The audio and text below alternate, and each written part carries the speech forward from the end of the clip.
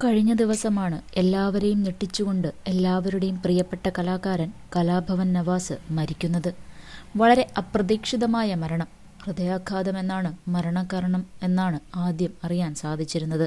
എന്നാൽ ഹൃദയാഘാതം തന്നെയെന്ന് സ്ഥിരീകരിക്കുന്ന വാർത്തയാണ് കഴിഞ്ഞ ദിവസം പുറത്തുവന്ന പോസ്റ്റ്മോർട്ടം റിപ്പോർട്ടിലും പറയുന്നത്.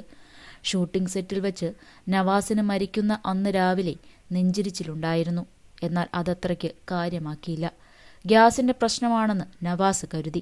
തനിക്ക് രാവിലെ നെഞ്ചിരിച്ചിലുണ്ടായ വിവരം രഹനയുടെ ഉപ്പയെയും വിളിച്ച് പറയുകയും ചെയ്തിരുന്നു.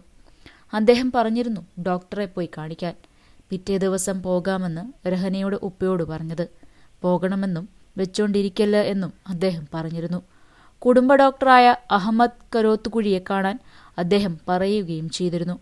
പോകാമെന്ന് പറഞ്ഞാണ് നവാസ് അന്ന് ഫോൺ വെച്ചത്. എന്നാൽ അഭിനയത്തിനോടുള്ള പ്രിയം കാരണം നവാസ് ആശുപത്രിയിൽ പോകുന്നത് പിറ്റേ ദിവസത്തേക്ക് മാറ്റിവെക്കുകയായിരുന്നു. പകരം ഡോക്ടറെ മരിക്കുന്നതിന്റെ അന്ന് രാവിലെ 6:50 ഫോണിൽ വിളിച്ചിരുന്നു. തുടർന്ന് തനിക്കുണ്ടായ നെഞ്ചെരിച്ചിലിന്റെ കാര്യം പറഞ്ഞു. ഗ്യാസിന്റെ പ്രശ്നമാണോ എന്നും ഡോക്ടറോട് സംശയം പ്രകടിപ്പിച്ചു. എന്നാൽ കാര്യങ്ങളെല്ലാം വ്യക്തമായി ചോദിച്ച് മനസ്സിലാക്കിയ ഡോക്ടർക്ക് അത് സാധാ നെഞ്ചെരിച്ചിലല്ല എന്ന് മനസ്സിലാക്കുകയും ചെയ്തു. ഇത് സാധാ നെഞ്ചെരിച്ചിലല്ലെന്നും ഉടൻ തന്നെ അടുത്ത് ഏതെങ്കിലും ആശുപത്രിയിൽ പോകണമെന്നും അദ്ദേഹം നിർദ്ദേശിച്ചു. ECG എടുത്തതിനു ശേഷം ഡോക്ടർക്ക് അയക്കണമെന്നും പറഞ്ഞു. പക്ഷേ അന്നത്തെ ദിവസം ഷൂട്ട് പാക്കപ്പ് പറയുന്ന ദിവസമായിരുന്നു.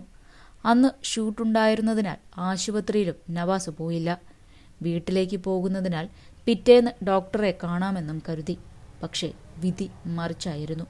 അന്ന് വൈകിട്ട് തന്നെ നവാസ് റൂമിൽ കുഴഞ്ഞു വീണ് മരിക്കുകയായിരുന്നു.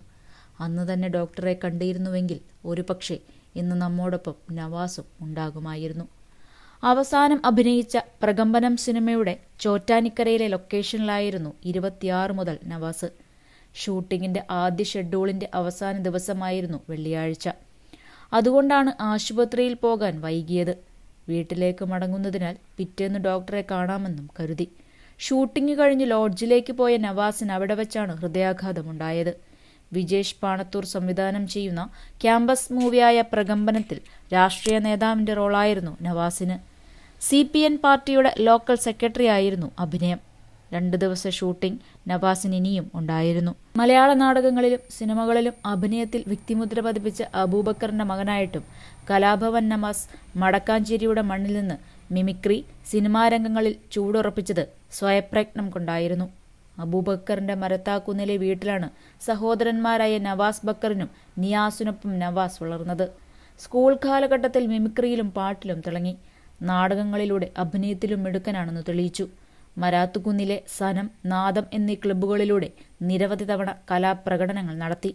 പഠിച്ച ഓട്ടുപാറയിലെയും വടക്കാഞ്ചേരിയിലും സ്കൂളിൽ നിന്നും താരമായിരുന്നു.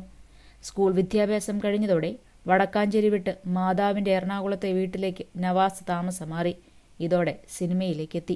നവാസും നിയാസ് ബക്കറും മിമിക്രി കലാകാരനാണെന്ന ഖ്യാതി നേടിയിരുന്നു. കോമഡി പരിപാടികളിലും ക്ഷേത്ര പരിപാടികളിലുമെല്ലാം സ്ഥിരം സാന്നിധ്യമായിരുന്നു ഇരുവരും. മരാത്തുകുന്നിലെ കുടുംബ വീട് വിൽക്കും വരെ കലാഭവൻ നവാസ് ഇടയ്ക്കിടെ വടക്കാഞ്ചേരിയിലെത്തുമായിരുന്നു. വടക്കാഞ്ചേരിയിലുണ്ടായിരുന്ന സൗഹൃദങ്ങളെല്ലാം നവാസ് സൂക്ഷിച്ചിരുന്നു. നവാസിന്റെ മൃതദേഹം ശനിയാഴ്ച രാവിലെ എറണാകുളം ഗവൺമെന്റ് മെഡിക്കൽ കോളേജ് ആശുപത്രിയിൽ പോസ്റ്റ്മോർട്ടത്തിനു ശേഷം 1:45 ആലുവ 4 മൈലിലെ നെസ്റ്റ് വീട്ടിലെത്തിച്ചു. പൊതുദർശനത്തിന് വെച്ച മൃതദേഹത്തിൽ കലാസാംസ്കാരിക രാഷ്ട്രീയ മേഖലയിലെ പ്രമുഖർ ഉൾപ്പെടെ നിരവധി പേർ ആദരാഞ്ജലി അർപ്പിച്ചു. തുടർന്ന് ആലുവയിലെ ഖബറിടത്തിൽ അദ്ദേഹത്തെ ഖബറടക്കി. സിനിമ, ഫാഷൻ, ലൈഫ് സ്റ്റൈൽ വാർത്തകൾക്കായി മലയാളി ലൈഫ് സബ്സ്ക്രൈബ് ചെയ്യൂ. ലേറ്റസ്റ്റ് അപ്ഡേറ്റ്സിനായി ബെൽ ബട്ടണും അമർത്തുക.